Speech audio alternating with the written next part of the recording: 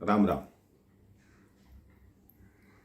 मानव ऐसा जीव है, अगर कोई उस पर कोई एहसान करता है तो कुछ ही दिनों में उस एहसान को, उस भलाई को भूल जाता है और उसी व्यक्ति को ही आंख दिखाने लगता है। किसी नगर में एक भिखारी भीख मांग रहा था। एक अमीर आदमी गाड़ी से उतरा, भिखारी ने उससे भीख मांगी। उस अमीर आदमी ने कहा, तुम भीख क्यों मांगते हो? अच्छे से कोई काम करो, तुम तो कुछ भी कर सकते हो, तुम्हारे पास अच्छा शरीर है, बोलने का तरीका अच्छा है। उस भिखारी ने कहा, मुझे कौन काम देगा? उस अमीर आदमी ने कहा, मैं तुम्हें काम दूंगा। भिखारी ने कहा, कहिए मुझे क्या करना होगा?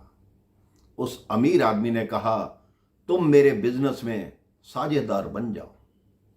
भिखारी ने कहा, मेरे पास 1 रुपया नहीं, मैं आपके बिजनेस में साझेदार कैसे बन सकता हूं? उस अमीर आदमी ने कहा, पैसा मेरा होगा और मेहनत तुम्हारी होगी। तो भिखारी ने चरणों में गिर गया और बोला कि आप मुनाफा कैसे बांटेंगे? 20% मुझे देंगे और 80% आप रखेंगे, या 10% मुझे देंगे, 90% आप रखेंगे? अमीर आदमी ने कहा, यह ठीक है, मैं 10% रखूंगा और 90% तुम्हें दूंगा। भिखारी की आंखों से आंसू आ गए कि आप केवल 10% मुनाफा लेंगे और 90% मुझे देंगे? उस अमीर आदमी ने कहा, हाँ ऐसी ही बात है, वो 90% तुम्हें दूंगा। अब सेठ ने उसको कई बोरी चावल खरीद कर दिए। वो भिखारी बाजार में जाकर चावल बेचने लगा। जो उनके चावल थे वो बाजार से बढ़िया थे और सस्ते भाव के थे। देखते ही देखते उस भिखारी का व्यापार चल निकला। अब वो लाखों का मालिक होने लगा। 6 महीने बाद वही सेठ आए। अब भिखारी के मन में लालच आ गया कि मेहनत मैंने की, इसने किया क्या है, इसको मुनाफे का 10% क्यों दूं?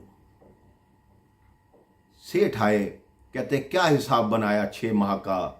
उस भिखारी ने कहा, बहुत घाटा हो गया, पूछो मत, कहीं से कुछ बचा नहीं, अभी लेनदारी है, कितने लोगों से उधार लेना है।